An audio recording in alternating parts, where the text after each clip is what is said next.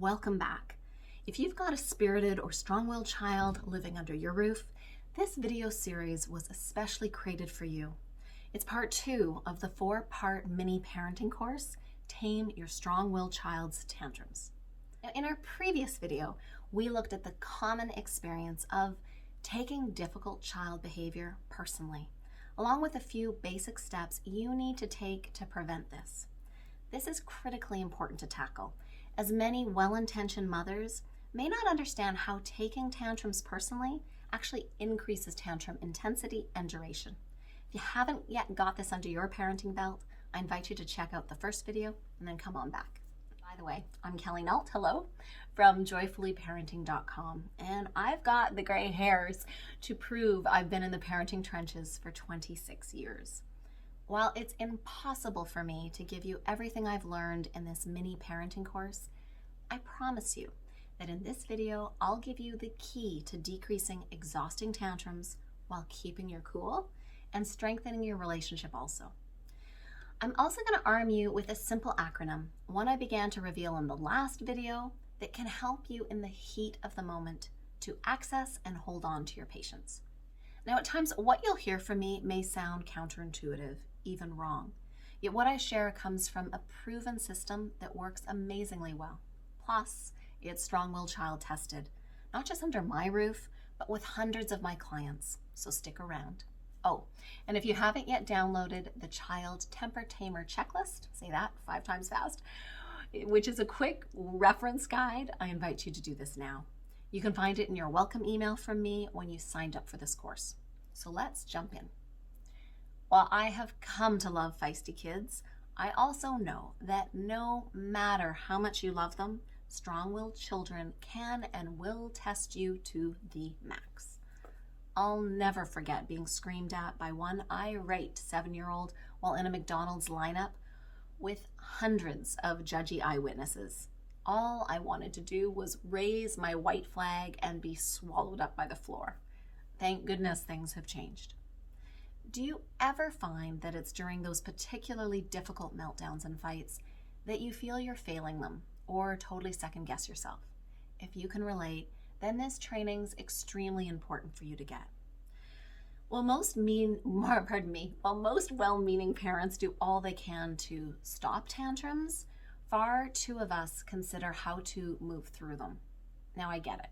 Tantrums are rarely pretty, but I want you to start thinking of your child's tantrums like a storm. While you can't prevent storms, they are natural too. You can certainly choose better gear. A raincoat, warm sweater, umbrella, tea, coffee, they can be lifesavers, making stormy weather not only tolerable, but possibly refreshing. This is why in the 3rd step of the Smart Mom Path, I teach supportive, luminous parenting tips, ones that guide you to be at peace with the big emotions, so hurt and resentment don't become the default. Interestingly, only when we get to this place in our own maturity, and yes, parenting gives us the grandest opportunity to parent ourselves, can we then help our children do the same?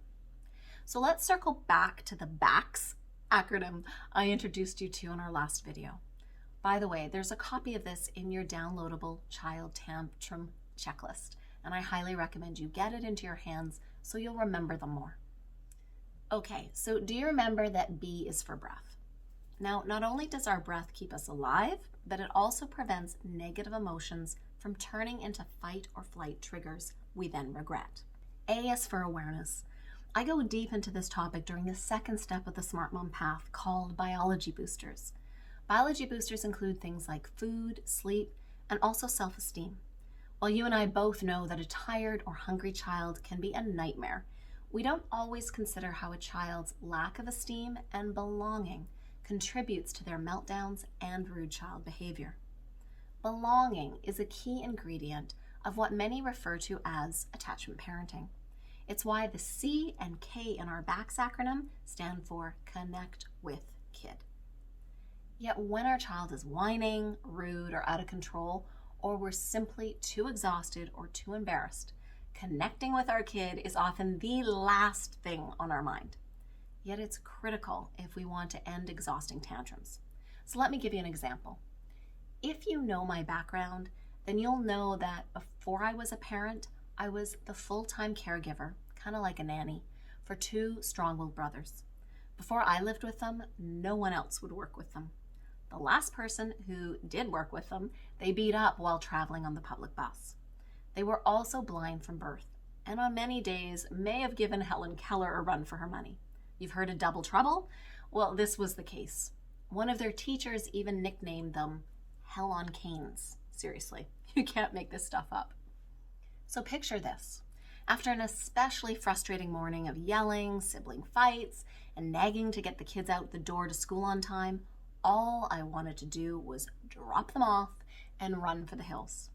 So after leading the youngest to his spot in line outside his grade 1 class, I hardly noticed two backpacks. One, I discovered later, was a pink Dora the Explorer, and the other a camel green. They were saving other students' place in line. All was calm, all was fine. Yet seconds after I turned to make my getaway, I heard a terrifying shriek as two backpacks sailed through the air, nearly missing a small kindergartner. And there was a boy with his white cane, grinning ear from ear, having proudly claimed his first spot in line. Parents looked mortified. I was horrified. He, on the other hand, was proud as punch, like he'd just taken his first step on the moon. Now, do you remember in the last video, I made the bold claim, difficult child behavior is never the problem. It's actually the solution to a problem your child has. Turns out that misbehavior often works. In this example, throwing the backpacks got him first place in line. Understandably, my recommendation to connect with your kid, especially when they are melting down or totally misbehaving, may seem like watered-down parenting. You may also wonder if connecting with your kid means letting your child get away with murder. Nothing could be further from the truth. Developing a respectful moral compass is among your chief goals as a good mother. Yet the wise truth is, smart moms first listen before being heard.